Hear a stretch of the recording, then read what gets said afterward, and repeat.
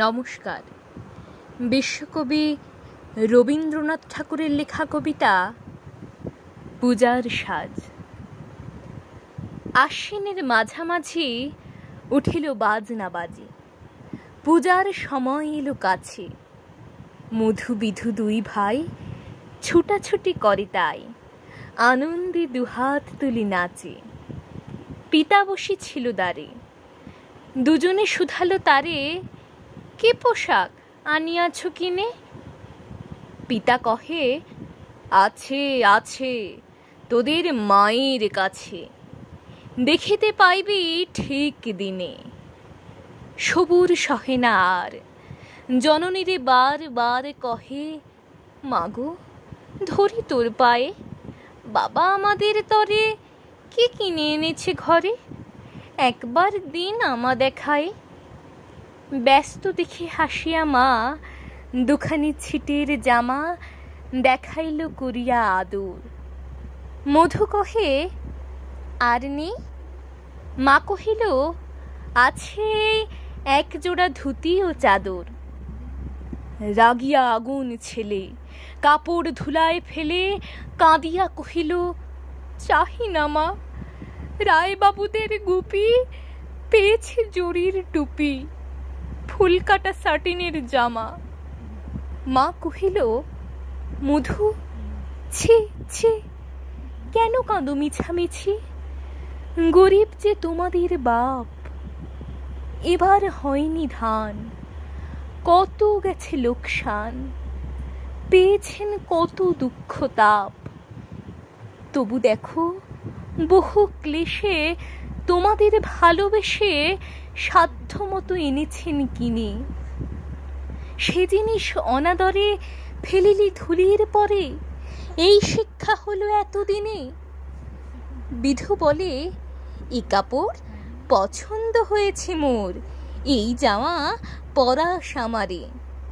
মধু শুনে আরো রেগে ঘর ছেড়ে দ্রুত বেগে গেল রায়বাবুদের দ্বারে। সেথা মেলা লোক জড়ো, রায়বাবু ব্যস্ত বড়, দালান সাজাতে গেছে রাত। মধু যবে এক কোণে দাঁড়াইল ম্লান মনে, চোখে তাঁর পড়িল হঠাৎ।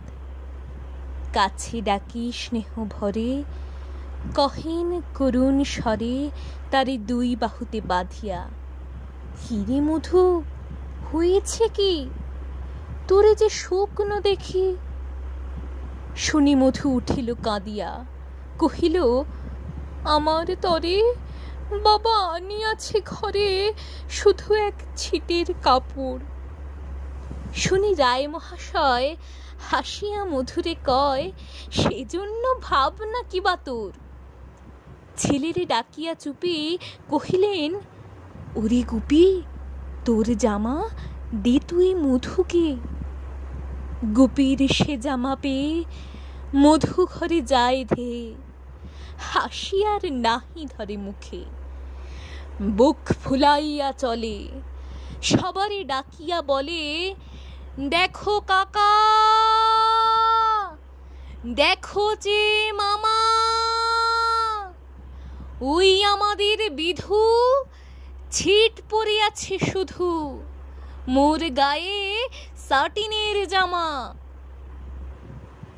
মা শুনি কহিনে আসি, লাজে অশ্রু জলে ভাসি, কপালে করিয়া করাঘাত।